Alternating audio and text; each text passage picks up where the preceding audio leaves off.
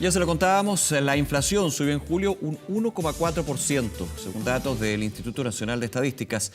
Una variación que superó las expectativas y que fue mayormente impulsada por alzas en el transporte y los alimentos. Vamos a hablar al respecto, tomamos contacto para eso con Alejandro Vicondoa, académico del Instituto de Economía de la Universidad Católica. Alejandro, muy buenos días, gracias por esta conversación. Buenos días, Nicolás, muchas gracias. A ver, se esperaba un 1,2%, era más bien la expectativa. O sea, ya iba a ser alto julio, pero finalmente supera esa proyección y llega a 1,4%. Pero me quiero quedar con el anualizado, 12 meses. Se supera el 13%, 13,1%, y eso va generando una situación aún más compleja en términos de los precios, ¿no?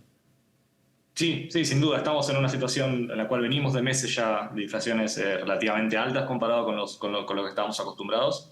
Y lo que se está mostrando es que el fenómeno está mostrando bastante persistencia. Estamos viendo que la inflación se va manteniendo en el tiempo a pesar de las distintas acciones que ha tomado el Banco Central y también la consolidación fiscal de parte del Ministerio de Hacienda. Y obviamente este último indicador sube con respecto a lo que veníamos viendo. Si habíamos visto un pico en marzo, después venía cayendo un poco las variaciones con respecto a los meses anteriores. Y en esta variación de julio vemos una nueva suba, que en parte se puede explicar por la fuerte volatilidad que tuvo el dólar en este mes, básicamente, que es lo que hemos observado, ¿no? Eso es bien interesante, y para ponerlo también en contexto, porque muchos dirían, bueno, pero se están haciendo medidas justamente para que la inflación en algún minuto comience a ceder. Recordemos que en términos prácticos, cuando el IPC está sobre 0,5%, ya es una situación de un alza importante. Aquí lo tenemos por sobre el 1%. Y durante julio, porque también hay que situarnos en el mes que se está haciendo el diagnóstico, digamos, tuvimos un dólar que llegó en algún minuto a superar el mil pesos. De hecho, obedeció luego a la caída, a la intervención cambiaria que hizo el Banco Central. Eso en parte considerando la indexación, digamos, que tenemos a el tipo de cambio para materias primas, para productos importados. Ahí hay un elemento que explica lo que es llegar a este 1,4%, ¿no? Exacto. O sea, sobre todo el fuerte salto, porque si vemos básicamente saltó desde junio hasta fin de julio, Sí. hasta cuando alcanzó el máximo. Saltó de como unos 8.20 a unos 1.050, 1.070 llegó en algún día. Y esa fuerte volatilidad se tradujo cuando uno ve desagregada la evolución de la inflación, ve que los rubros más golpeados son la energía, que en particular la benzina, básicamente, que lo vemos en las estaciones mes a mes. Y después otros rubros como los alimentos, que también tienen un fuerte rubro importado, la carne. Eso básicamente son los principales ítems que está reportando con subas. Ahora, igual cuando uno remueve esos componentes que son como los más volátiles, aún así la inflación core, que es sin alimentos y energía, que es otro de los indicadores que mide mucho el Banco Central, también se ubicó en 1% con respecto al mes anterior, lo cual muestra que la inflación es un aumento que está afectando en general a todos los bienes de la economía, no es algo particular. Claro, el efecto dólar le suma, pero si uno elimina el elemento, digamos, que obviamente no se puede eliminar, pero para hacer un poco la reflexión, igualmente en distintos sectores que no están tan conectados o dependen del dólar directamente, digamos, porque todo depende del dólar al fin y al cabo, igualmente están con precios altos, ese es el tema. Exacto. Esa es como la... Ahora, lo que uno podría esperar, pensando un poco en el futuro, obviamente la inflación y un poco lo que mencionabas antes, es un fenómeno muy persistente y es por eso que los bancos centrales ponen tanto esfuerzo en tratar de controlarlo. Y es por eso que es tan difícil cuando sube, después lleva tiempo bajarla de a poco, si el Banco Central está tomando medidas en ese sentido, a lo mismo que está haciendo el Ministerio de Hacienda también con la consolidación fiscal que se prometió. Pero es esperable que ahora si el dólar se estabiliza, hemos visto que en las últimas jornadas ha estado más bajo y estable, ha estado cayendo el precio del petróleo internacionalmente, es probable que eso baje un poco las presiones para los próximos meses. Eso es un poco lo que uno podría esperar. Ahora, si uno mira las proyecciones y demás, no me atrevería a decir que pasamos el pico de la inflación, si uno compara como lo máximo que vamos a alcanzar en términos anuales. Creo que van a venir algunos meses todavía con índices altos. Ese es el punto, porque muchos se preguntan, bueno, ¿y cuándo esto va a ceder? ¿O cuándo se llega a un pic, a un punto, pensando también en conceptos como cuando aplicamos en la pandemia, cuándo se lleva al pic y finalmente la curva va hacia abajo? Y esto significa finalmente que hay una baja en los precios, baja que lamentablemente tampoco es inmediata y se da de una manera gradual. Desde el Ministerio de Hacienda y las proyecciones apuntan a que ya a partir del próximo año, pasado el primer trimestre, podríamos ver de alguna manera que esto vaya decantando. Y obviamente estamos recién en agosto, falta mucho para eso. Exacto. Esas son un poco las proyecciones, un poco el consenso que hay alrededor del fenómeno. Como les decía, es un fenómeno muy persistente. Pensemos de nuevo que todos estos índices de inflación altos se van a ver reflejados en marzo del año que viene, cuando se hagan actualizaciones, ya sea de cuotas de matrículas, de contratos de arriendo, de salarios en algunos casos, y todo eso va a seguir empujando la inflación. Por eso es un fenómeno que tiene bastante persistencia en el tiempo, ¿sí? Es algo que dura. Entonces, hay que tener paciencia, es un poco como el mensaje, es difícil. Pasa no solamente en Chile, sino en otros países del mundo también que están viendo inflaciones relativamente altas y los bancos centrales están actuando y el efecto es lento, ¿sí? No es algo que de un día para el otro la inflación va a volver al 2-3% que estábamos acostumbrados antes. Sí, Alejandro, vamos justamente al actuar el margen que tiene el Banco Central chileno en este caso para abordar esto. Recordemos que el gran objetivo del Banco Central, entre otros, pero el gran objetivo es mantener los precios estables en una situación sana, podríamos decir, pero esto evidentemente es un fenómeno a nivel local, pero también a nivel internacional. Solamente hay que ver los grados de inflación también que se dan en grandes economías desarrolladas, que uno diría tienen más espalda para solventar esto, como por ejemplo Estados Unidos.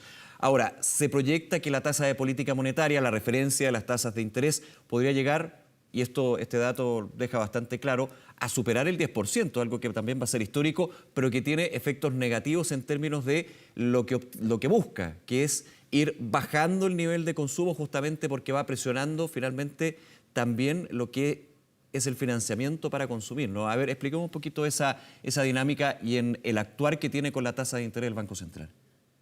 O sea, el Banco Central fija una tasa de interés de referencia.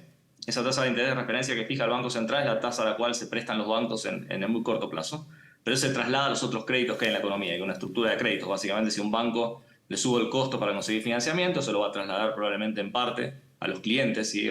Ya sea a las firmas o los hogares para decisiones de consumo o de inversión. Entonces, el mecanismo tradicional por el cual funciona la política monetaria es que uno sube la tasa, eso va a subir los costos de los créditos, más que nada los créditos que más reaccionan son los créditos más de corto plazo, pero también créditos asociados más a largo plazo también. Y eso lo que va a generar es una caída tanto en la inversión como en el consumo, la retracción de la demanda, si hay menos demanda de bienes, y si demandamos menos bienes, eso contribuye a que haya menos presiones para la inflación. Si pensamos que hay una oferta de bienes y después hay una demanda que se va moderando, por llamar una manera. A ver, estamos iniciando agosto y hacer proyecciones para lo que podría ser cuando el INE nos entregue el IPC de agosto puede ser bienaventurado, pero hay elementos que si se mantienen dentro de una tendencia podrían ser positivos, digamos, para entregar un dato de inflación algo menor, también pensando y podemos entrar en eso de que esto afecta a otros puntos, como por ejemplo la UEF. Tú mencionabas un tipo de cambio que ya con la intervención cambiaria nos muestra, por ejemplo, a esta hora que está subiendo 914 pesos. Igualmente la semana pasada mostró alzas importantes sobre 10 pesos en el tipo de cambio, pero no para llegar a sobre los 1.000 pesos. Ese es un punto. También el precio de cobre alza que afecta de manera positiva en este escenario a que baje el tipo de cambio y los costos de la energía en términos de los precios de los combustibles o el petróleo en este caso que muestran una baja. Ahora, esto tiene que ser una tendencia y también pensando en lo que son los meses donde generalmente por tradición hay mayores alzas de precios como que se viene después de agosto, que es septiembre, ¿no? Que es bastante estacional, exacto. A eso me refiero. Sí, o sea... Hay señales positivas que uno le podrían llevar a esperar una baja de la inflación, que es lo que mencionabas del tipo de cambio. No solamente importa el nivel, sino también la volatilidad. Y en eso creo que ahora la proximidad al plebiscito de salida y también un poco también lo de las fiestas patrias puede contribuir a que el tipo de cambio sea un poco más volátil. ¿Qué quiere decir esto? Que vamos que suba a 9.50, por ahí que caiga, que suba, de acuerdo a las noticias y a las novedades que vayamos viendo. No solo en el escenario local, sino también en el escenario internacional. Tenemos que recordar que estamos en un escenario bastante incierto a nivel mundial, con un conflicto en Ucrania, potenciales conflictos entre China y Taiwán, como hemos visto en los últimos días, y en Estados Unidos también un fenómeno inflacionario importante que puede llevar a la Reserva Federal, con los datos que vimos la semana pasada, a reforzar su política de suba de tasa de interés. Eso podría contribuir, ¿sí? Por otro lado, estamos viendo que el precio de la benzina, del petróleo a nivel internacional está cayendo, ¿sí? Junto con el tipo de cambio, eso nos permitiría reducir un poco las presiones sobre la benzina. Y quizás también, si la situación se normaliza y se estabiliza el tipo de cambio, se traslada a precios, ¿sí? Porque es importante, como mencionabas, que la baja del tipo de cambio sea sostenida en el tiempo para que veamos que eso se traslade a menores presiones inflacionarias. Si es una caída de un día que al día siguiente vuelve a subir, eso tiene muy poco efecto en la evolución de los precios. Alejandro, en este escenario y el contexto que explicas, bueno, tú lo decías, hay que esperar y es bien difícil esperar cuando uno va al supermercado, por ejemplo, y se da cuenta que ese precio que ya estaba alto sube nuevamente y los ingresos no tienen ese mismo comportamiento en términos de alza. ¿Cuáles son las recomendaciones acá? Porque también uno diría, bueno, finalmente, si uno planifica, también acceder a financiamiento vía instituciones financieras, pero con una tasa de interés que sube justamente por lo que estábamos comentando del Banco Central, no se hace tan conveniente y de hecho se hace menos accesible para la familia y finalmente esta bicicleta financiera está bien entrampada, ¿no? Sí, sí, no, o sea, es muy difícil. De hecho, es el problema principal y es por eso que la inflación es un objetivo macroeconómico tan importante, tener una inflación estable y baja, porque eso contribuye, de nuevo, facilita las decisiones de las firmas cuando uno tiene que tomar decisiones de precios, cuando tiene que tomar decisiones de inversión y también ayuda mucho a los hogares, porque de nuevo, uno cuenta con un ingreso fijo y en general ese ingreso no es que se actualiza día a día de acuerdo a la inflación. Algunos contratos tienen actualización una vez al año de acuerdo a la inflación pasada, eso depende un poco de la modalidad de contratación, pero buena parte de la gente que trabaja después de manera autónoma, no es tan fácil que uno pueda subir el precio de los servicios que cobra o de las ventas de los productos que está haciendo, tanto como sube la inflación y de esa manera recomponer una parte del ingreso, por lo menos. Eso es como lo desafiante y lo importante, y por eso es que es tan importante tener la inflación baja, y que son objetivos muy, muy importantes, una condición muy importante para poder estabilizar las condiciones macroeconómicas, poder crecer y poder reducir la pobreza. Está la política monetaria por parte del Banco Central, pero también está la política fiscal, que ahí también hay un tema bien sensible y se sabe, y de hecho antes de esta situación de inflación la comentábamos con muchísima fuerza el año pasado, especialmente con las inyecciones de ayudas por parte del Estado de manera universal, obviamente por efecto de la pandemia, y luego lo que fueron los retiros de los ahorros previsionales que inyectaban más liquidez, más dinero a la economía y que todos los expertos decían, cuidado porque puede llegar a sumar esto, porque aquí hay factores internacionales, pero lo que sí se puede manejar hasta cierto punto, evidentemente, son los factores locales. ¿Cómo ves tú el margen que tiene el gobierno en este caso en términos de la entrega de ayudas, de bonos, de alguna manera un aporte, un soporte también para poder enfrentar esta alza inflacionaria? Bueno, las presiones inflacionarias que vimos sobre todo a fin de año pasado y principio de este año también están explicadas en parte por eso, por las medidas de estímulo que hubo, que obviamente eran necesarias en cierto sentido, o sea, fueron muy generalizadas por ahí, uno puede discutir un poco eso, pero eran necesarias, había cierto grupo de hogares que requerían esa ayuda, junto con los retiros de estímulos de parte de las AFP. Todo eso genera una gran masa de recursos que se volcaron al consumo, y si uno mira los datos de estadística del Banco Central, lo que encuentra es que el consumo es una variable que sigue creciendo y sigue estando alta relativamente con lo que uno esperaría para ser consistente con una inflación relativamente estable. Entonces eso le reduce un poco el margen de acción al gobierno. Veníamos de una política fiscal bien expansiva, el año pasado se ha prometido una consolidación para tratar de reducir las presiones de demanda, pero obviamente eso choca un poco con que la inflación genera de por sí necesidades de ingresos adicionales para poder mantener el poder adquisitivo de ciertos hogares.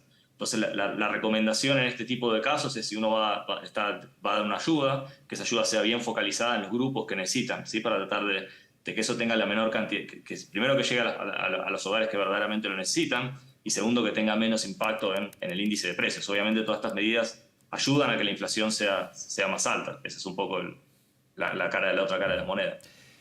Alejandro, muchísimas gracias por conversar con nosotros, por explicarnos y por supuesto ahí viendo lo que es esta situación de la inflación y todo lo que afecta en términos de la población. Que te vaya muy bien, muy buen día. Muchísimas gracias a ti, Nicolás. Buenos días. Gracias, chao.